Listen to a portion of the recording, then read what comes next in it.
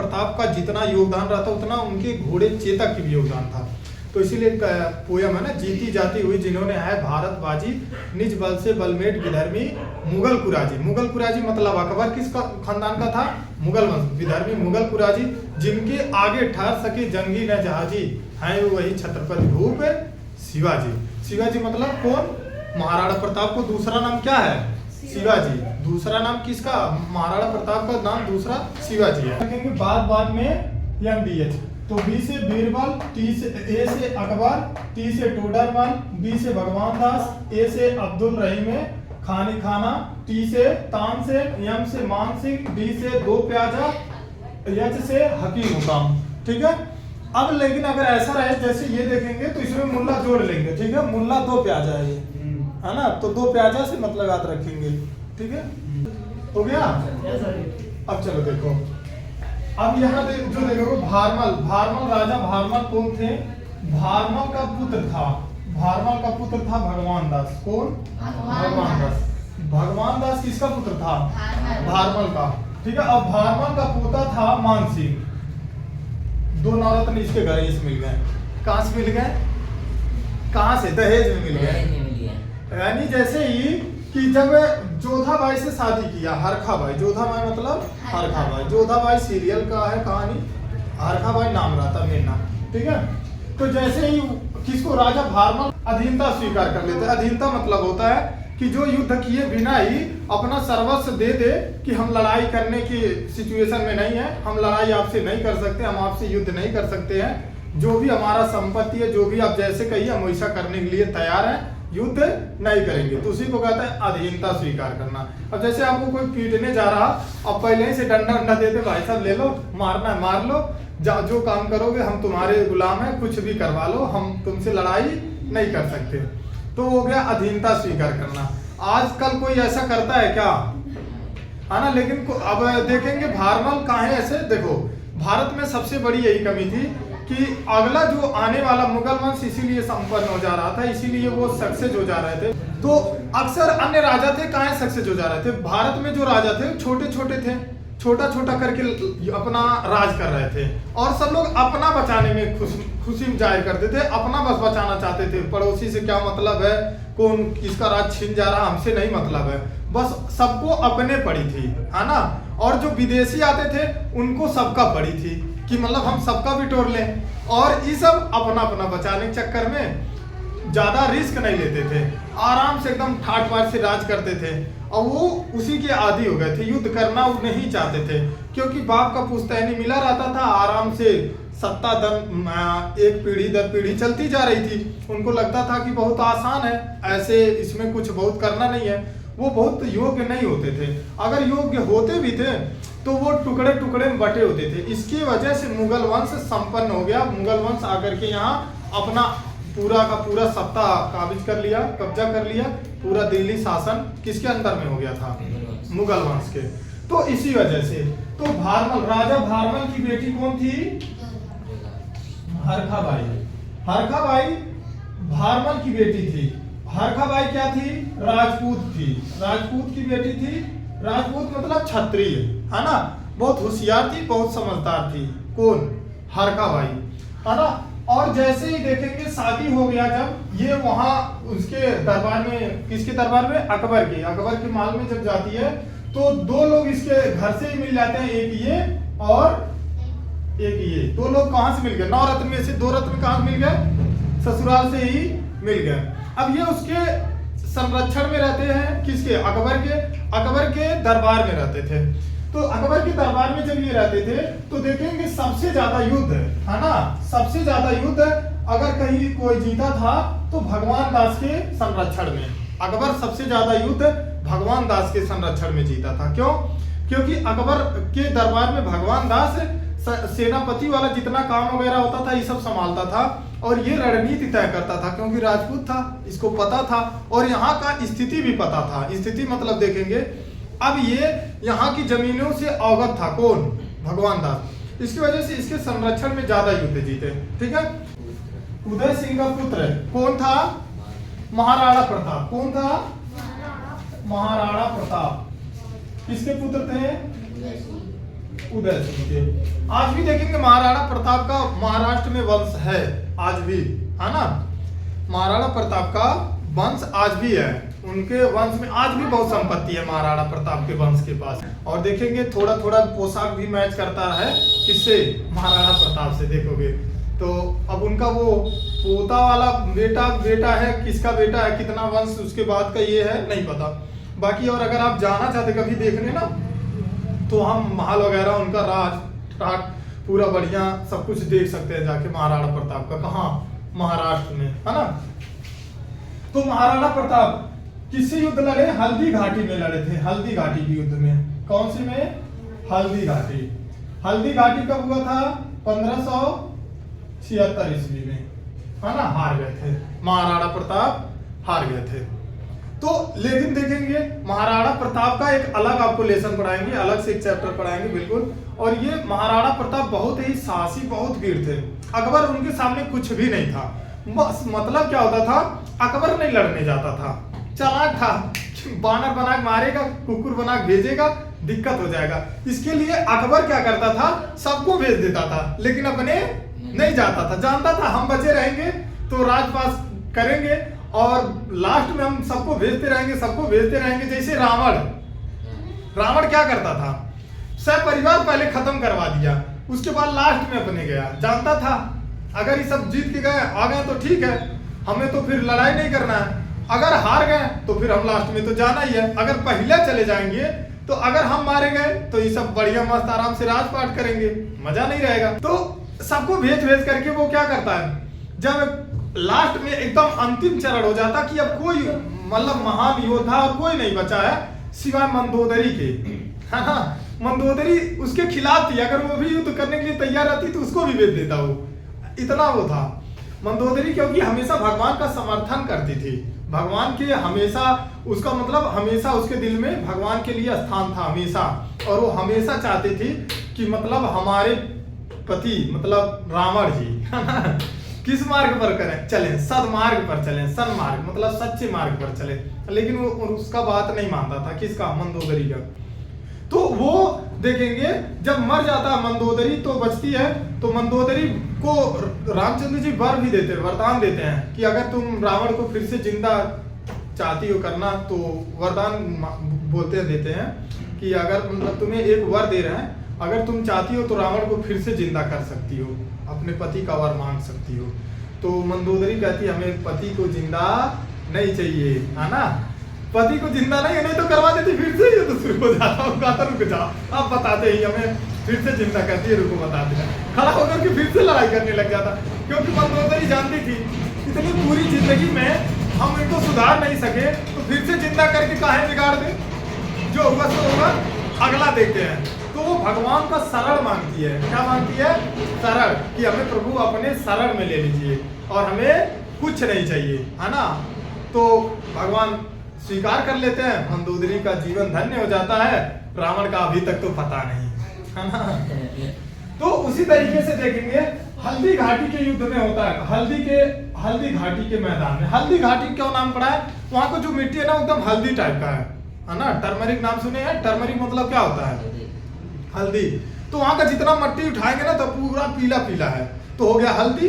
और जो क्षेत्र है वो ऊंच नीच है ना, और जैसे खाई वगैरह है, कुछ क्षेत्र बराबर है, घाटी हो गया तो हल्दी घाटी, इसीलिए क्या है, हल्दी घाटी। तो हल्दी जैसा मिट्टी है वहां का, एकदम बिल्कुल पीला पीला है ना, इसीलिए हल्दी घाटी के मैदान में उसका नाम क्या है, हल्दी घाटी। आज भी है, देखेंगे तो वहाँ बागीचा है, वहाँ बैरिकेडिंग है, वहाँ लोग जाते हैं देखने कहाँ युद्ध हुआ था, कौन सा स्थान था जिसपे चेतक घोड़ा था ना, महाराणा प्रताप का जो चेतक घोड़ा कौन से नाले को, कौन से नदी को पार किया था, क्रॉस किया था, वो सारा सब कुछ है वहां देखने के लिए मिल जाएगा ना।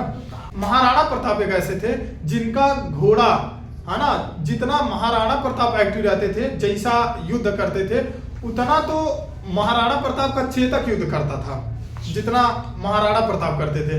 अगर देखेंगे तो उसके ऊपर बैठ करके कौन लड़ाई करता था, महाराणा प्रताप। और वो चेतक भी, है ना, अगल बगल कोई भी आता जाता तो लत्ती मारता था, पैर से मारता, धड़ाक धड़ाक मारता, मुंह फोड़ देता। और उधर कौन लड़ता, महाराणा प्रताप लड़ रहे हैं, और उनका घोड़ा भी नीचे से लड़ रहा है। ऐसा किसी का घोड़ा नहीं था जो कि राजा भी लड़े और अपने भी लड़े, बस वो सेफ्टी करता था, लेकिन उस सेफ्टी के साथ साथ लड़ाई भी करता था। चेता कितना होशियार था। पूरी इस पृथ्वी पर 2 ही घोड़े अपनी जिंदगी में, है ना, अब इस पूरी पृथ्वी पर 2 घोड़े अपना पूरा जीवन पर्यंत राजा से बढ़ के नाम किया है। एक चेतक और एक सिकंदर, अलेक्जेंडर का घोड़ा था बुकेफराल। 2 घोड़ा इस पृथ्वी पर अमर हो गए अपना नाम छोड़ करके। जैसे महात्मा गांधी छोड़ करके अपना नाम गए, सुभाष चंद्र बोस छोड़ करके गए, जिस तरीके से महाराणा प्रताप छोड़ करके अपना नाम गया, जिस तरीके से सिकंदर छोड़ करके गया, उसी तरीके से ये 2 घोड़े चेतक और बुकेफराल दोनों अमर हो गए, अपना नाम छोड़ करके चले गए। उसके ऊपर किताबें मिलेंगी मोटी मोटी, आप पढ़ते रह जाएंगे, खत्म नहीं होगा, इतना उस सबका इतिहास है। तो महाराणा प्रताप का जो घोड़ा था बहुत खतरनाक था, बहुत ही अच्छा था। और महाराणा प्रताप को ऐसा बहुत सारी चीजें होती थी जो महाराणा प्रताप को सिखाना नहीं पड़ता था, बताना नहीं पड़ता था, वो ऑटोमेटिक समझ जाता था और उनके अनुसार वो कर लेता था खुद।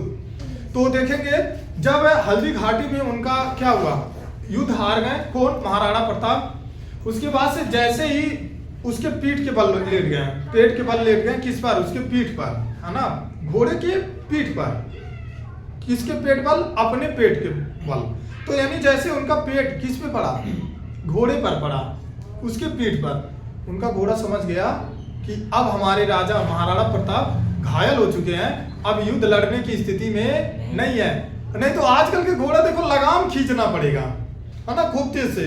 हम एक बारी हमारे भैया शादी में घोड़ा आया था, अब घोड़े पे हम बैठ गए, हम क्या जाने लगाम, है ना, लगाम टाइट करती कूदेगा।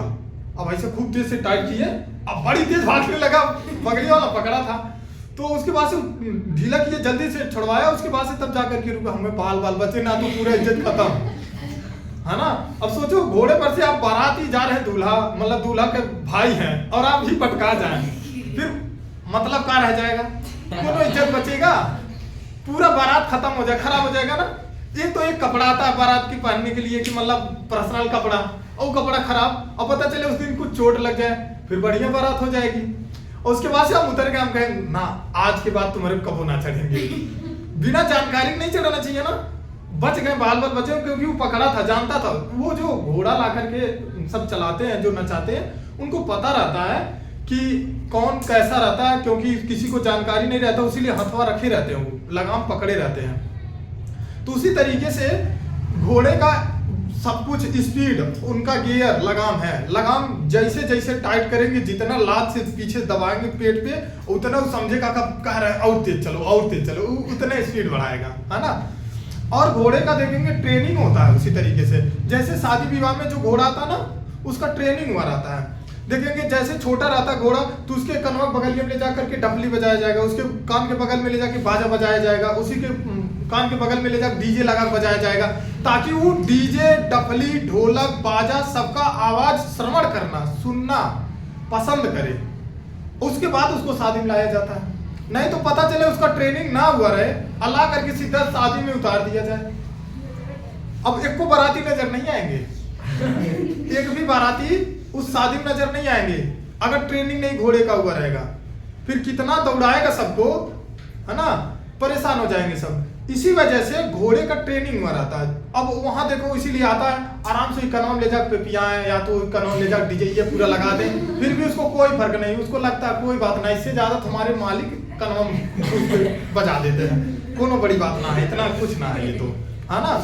तो वो ट्रेलर समझ के छोड़ देता है, बस गधा कहीं का, और बजाओ कोई बात ना है। तो उसका एक कैपेसिटी जो लिमिटेशन होता है ना, हाईएस्ट लिमिटेशन का उसको दिया गया रहता है ट्रेनिंग, और लोएस्ट वाला बाराती में बजता है, उसको कुछ नहीं लगता है। अब कितना हूँ बजेगा आप सोचो, तो दूर से बजेगा ना डीजे, उसको नॉर्मल आवाज सुनाई देगा, लेकिन जब ट्रेनिंग होता है तो उसके कन में डाल करके पूरा तेज से चिल्लाते हैं सब, तो अब उस समय ये तो उसके कन में पर्दा फट जाए पता चले, तो इसीलिए वो एकदम मस्त रहता, कोई बात नहीं है। हाँ ऐसा देखते। और देखो उसके आँख को लाइट वगैरह से कहीं चकमकाए ना, इसीलिए रात में उसको बढ़िया मस्त ट्रेनिंग दिया जाता है, लाइट भूख भाग जला जला के खूब बढ़िया मस्त ना, ताकि कहीं ऐसा ना हो कूद जाए लाइट देख करके। घोड़ा पता चले घोड़ा दूल्हा बैठा है, दूल्हा कुदा रहा लेकर के घोड़ा, अब 2-3 बार उठा पटक दे, पता चले जितना शादी था शादी वहीं तमाम हो गया, है ना। तो इसकी वजह से लाइट वगैरह भी उसको भूख भाग चला करके दिखाया गया रहता है पर्याप्त, ताकि अचानक से कूद ना जाए। तो उसी तरीके से किसका ट्रेनिंग हुआ रहता था? चेतक घोड़े का। घोड़ा किसका? महाराणा प्रताप का। घोड़ा किसका? महाराणा प्रताप का। तो महाराणा प्रताप के घोड़े की खासियत ये थी कि जैसे ही वो पेट के बल लेट गए, किस पर? घोड़े पर। जैसे सिचुएशन हुआ तो जैसे पेट के बल लेटे, उसको समझ में आ गया कि अब महाराणा प्रताप घायल की स्थिति में, अब युद्ध नहीं हो सकता। इसकी वजह से वो लेकर के भागने शुरू कर दिया, युद्ध छोड़ करके लेकर के निकलना शुरू कर दिया।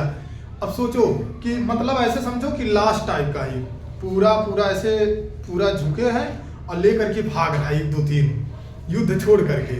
और जब भाग रहा तो पूरे सैनिक पीछे दौड़ा लिए, सेनापति भी दौड़ा लिए, सब पीछे दौड़ा लिए, क्योंकि अंतिम प्रहार है, एक बार प्रहार करना काम खत्म हो जाएगा। लेकिन अगर फिर से बच गया मेन इंसान ही, फिर तो फिर से सेवा समाप्त करना पड़ेगा, फिर से पूरी जो स्ट्रेटजी है फिर से 0 स्तर से शुरू करना पड़ेगा ना। तो वो सब इसीलिए पूरा जितना सेना थे, सेनापति सभी लोग दौड़ाना शुरू कर दिया। अब घोड़ा भागना शुरू कर दिया।